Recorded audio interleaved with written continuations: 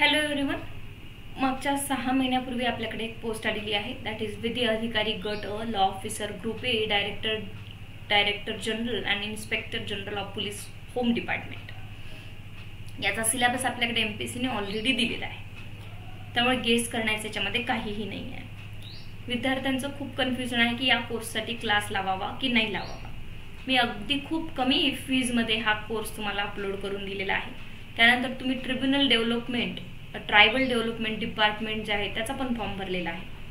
आणि ही जी पोस्ट आहे ती एक्सपिरियन्स्ड पोस्ट आहे. आणि सगळ्यात महत्त्वाचं की याची डेट गेलेली आहे. याची डेट केव्हाच गेलेली आहे, आपण खूप दिवसापूर्वीच हे तुम्ही फॉर्म सबमिट केलेले होते. ठीक आहे, आता खूप दिवसापूर्वी सबमिट केले त्याच्यामुळे याचा सिलेबस आलेला आहे. लेखी परीक्षा 200 गुणाची आहे. लेखी म्हणजे MCQs आहे. इंग्रजी माध्यम आणि त्याच्यानंतर आता विषय काय आहे, विषय व सांकेतांक, सामान्य ज्ञान व विधी विषयक घटक. त्यामध्ये इंग्रजी प्रश्नसंख्या 100 राहणार आहे, गुण 200, 1 तास कालावधी, पदवी, वस्तुनिष्ठ बहुपर्यायी म्हणजे ऑब्जेक्टिव्ह जे आहे ते बहुपर्यायी असणार. त्यानंतर नकारात्मक गुण पण आहे. ओके, 1:4 1:4. त्यानंतर अंतिम गुणवत्ता यादी वस्तुनिष्ठ परीक्षेतील व मुलाखतीतील एकत्रित गुणांवर आधारित राहील. माझं मराठी तेवढं छान नाही आहे, त्यामुळे सॉरी फॉर दॅट. वाचता नाही येत मला तेवढं एकदम प्रॉपरली.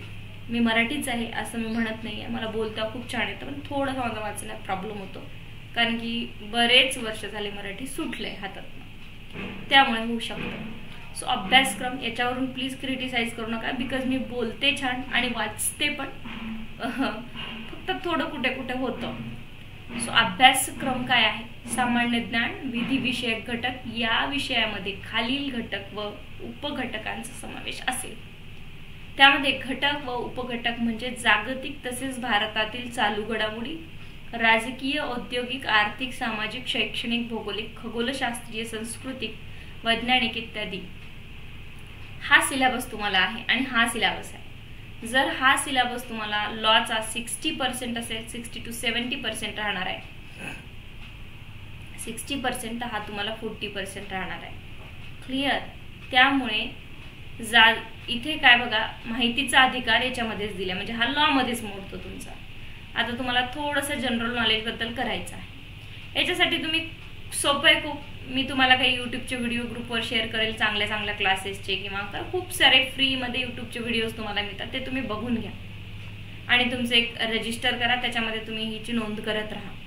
ठीक आहे, ते होऊन जाईल तुमचं, एवढं काही खूप नाही, एक 20-30 मार्काला येईल ते. त्यानंतर 4चा जो क्लास आहे माहितीचा काही अधिकार जो आहे, तेही मी तुम्हाला यूट्यूबवर कव्हर करून देईल किंवा माझ्याकडचं रेकॉर्डेडही देऊन टाकेल. डोंट वरी, एकच कायदा आहे. त्यानंतर भारतीय नागरिक सुरक्षा संहिता, सिव्हिल प्रोसिजर कोड, त्यानंतर भारतीय साक्ष अधिनियम, त्यानंतर भारतीय न्याय संहिता. हे तिन्ही लॉज आहे तुम्हाला. त्यातल्या त्यात सिव्हिल प्रोसिजर कोड आहे.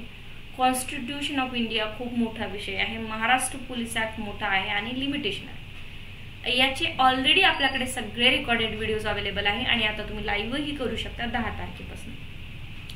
तर याच्यामध्ये जर तुम्हाला सिलेबस हा कव्हर करायचा असेल तर तुम्ही डेफिनेटली, छोटा सिलेबस आहे म्हणजे as compare to the other examination छोटा सिलेबस आहे, पण त्यांनी मग जनरल टाकून ठेवलं इथे त्याच्याऐवजी, बरोबर आहे की नाही? ते आपल्यासाठी थोडं अवघड जातं. तर हे मात्र तुम्हाला मी कव्हर करून देऊ शकते, हा सिलेबस. ठीक आहे, आता हा सिलेबस मी अगदी कमी फीजमध्ये तुम्हाला, आय थिंक 1300 रुपये फीज आहे फक्त. हा तुम्हाला सिलेबस तिथे अपलोड करून दिलाय, तुम्ही रेकॉर्डेड बघू शकता, लाईव्हही तुम्ही करू शकता.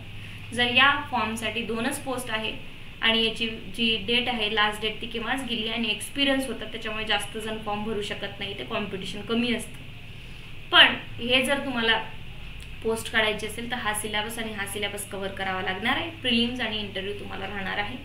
हे आपल्याकडे एवढा सिलेबस मी तुम्हाला देऊ शकते, नो प्रॉब्लेम.